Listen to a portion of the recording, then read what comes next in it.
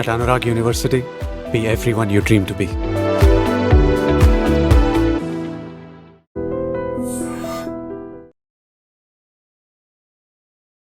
తీవ్ర వాయుగుండం ప్రభావంతో తెలంగాణలోని పలు జిల్లాల్లో వర్షాలు పడతా ఉన్నాయి.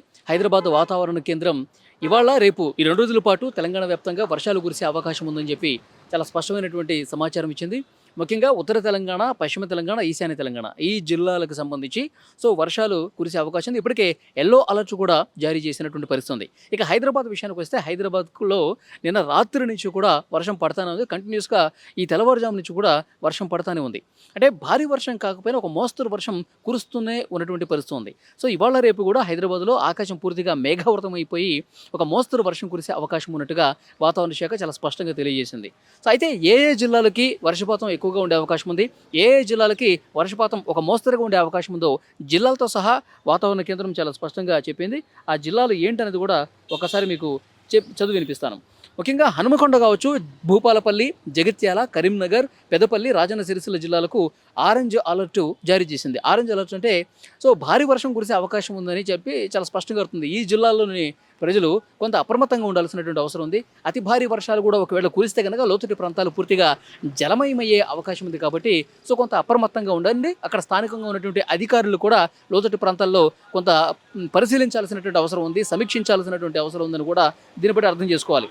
ఇక ఆదిలాబాద్ కావచ్చు, భద్రాద్రి కొత్తగూడెం, హైదరాబాద్, జనగాం, కామారెడ్డి, ఖమ్మం, కొమరంభీం, మేడ్చల్, మల్కాజ్గిరి, మహబాద్, మంచిర్యాల, మెదక్, ములుగు, సంగారెడ్డి, సిద్దిపేట, సూర్యాపేట, వరంగల్, యాదాద్రి భువనగిరి జిల్లాలకు ఎల్లో అలర్ట్ జారీ చేసినటువంటి పరిస్థితి. అంటే ఒక మోస్తరుగా వర్షం కురిసే అవకాశం ఉంది.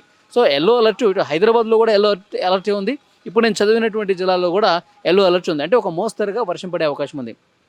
ఆరెంజ్ అలర్ట్ అంటే భారీ వర్షపాతం. ఆ భారీ వర్షపాతం ఇంతకుముందు చదివినటువంటి జిల్లాల్లో అధికారులు కూడా ఇన్ఫర్మేషన్ వెళ్ళింది కాబట్టి అధికారులు కూడా వాళ్ళు అక్కడ ఎలాంటి ఇబ్బందికర పరిస్థితులు లేకుండా లోతట్టు ప్రాంతాల్లో ఒక వాగులు వంకలు పొంగి ప్రవహించే అవకాశం ఉంది. ఇప్పటికే మనం చూస్తున్నాం 2 రోజుల నుంచి పడుతున్నటువంటి వర్షాలకి అక్కడ ఆ వాగులు వంకలు పొంగి ప్రవహించి రోడ్లన్నీ కూడా పూర్తిగా ఇబ్బందికర పరిస్థితులు ఏర్పడ్డాయి. ఇటు నుంచి అటు వాహనాలు కూడా కొన్ని కలవట్ల దగ్గర రాలనేటువంటి సిచ్యువేషన్ కనిపిస్తోంది.